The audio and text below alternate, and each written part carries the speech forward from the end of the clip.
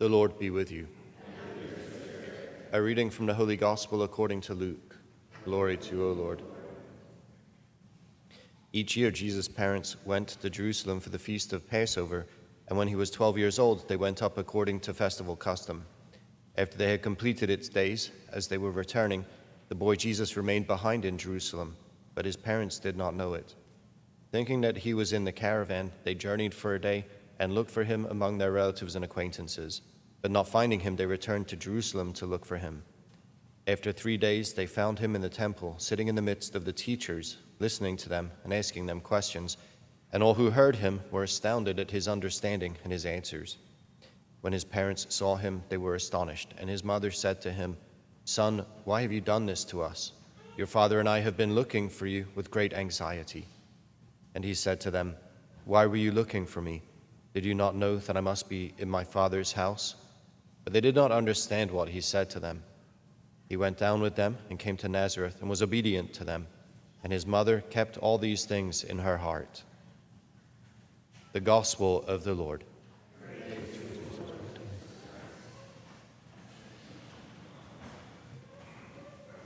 We always celebrate this memorial, the feast, the Immaculate Heart of the Blessed Virgin Mary, on the Saturday that follows the Friday of the Sacred Heart.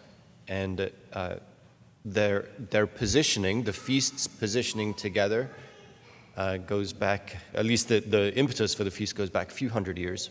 The feast being positioned together is much more recent, but it is, I would say, exactly the right thing. It gives us some sense of what we are celebrating today, which gives us already kind of like a built-in exhortation for what we're meant to be doing, what we're meant to be receiving as a result of our celebration of the feast. So, we have the Sacred Heart of Jesus, and as I was saying yesterday, our hearts are meant to beat with the Sacred Heart of Jesus, the human heart that still beats for us.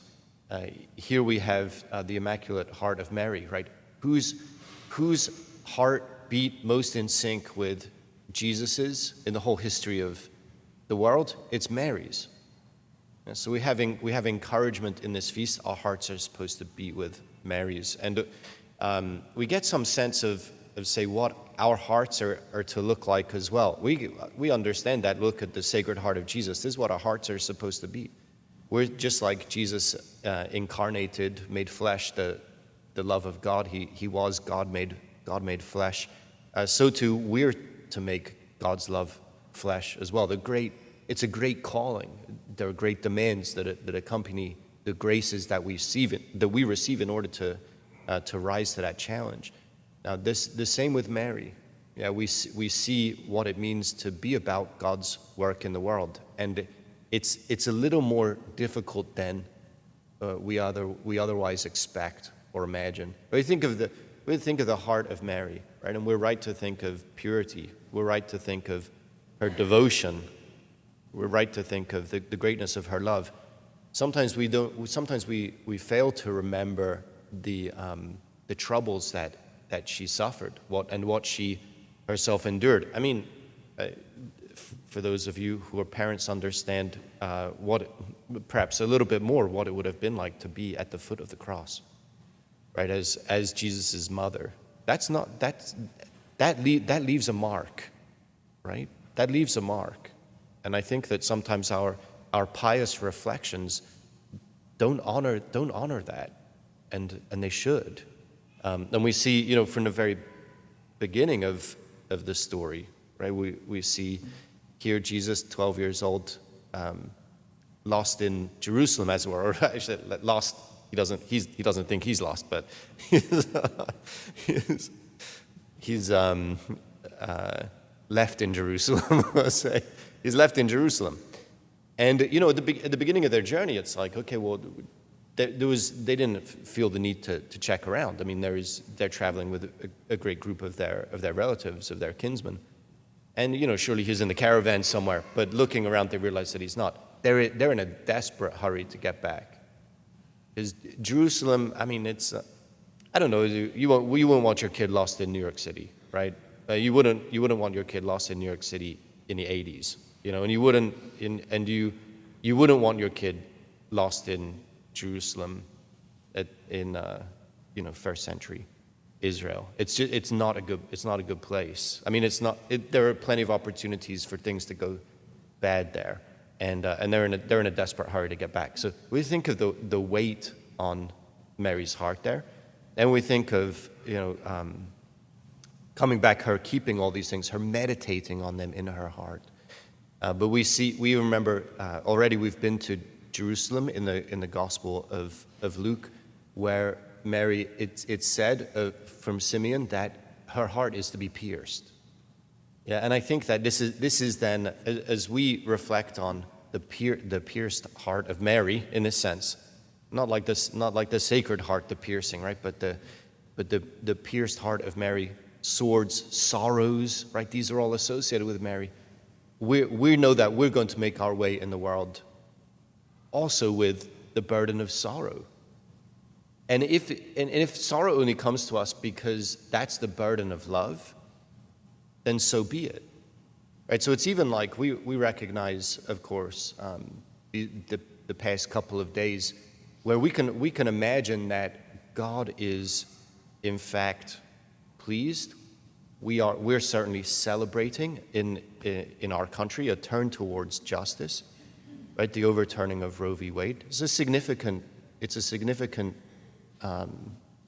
mark of progress for us as it relates to our honoring the dignity of human life. But also this is a mixed celebration, because we recognize at the same time that a lot of people are suffering. And it's ours to carry those heavy hearts, even in the midst of celebration. We realize that our celebration is tinged with sorrow, but there's much work to do. And I think that, as you know, this is part of what the passage gives us, is like the elusive Jesus, in a way, like the elusive Jesus. We look for him, we can't find him. We go to the temple, we find him. He gives us a response that we didn't expect, right? He's always doing something that goes just a little bit beyond our understanding. Well, we're pursuing him. And it's no easy feat to pursue Jesus with everything we've got. But this is what it looks like. It's the heart of Mary.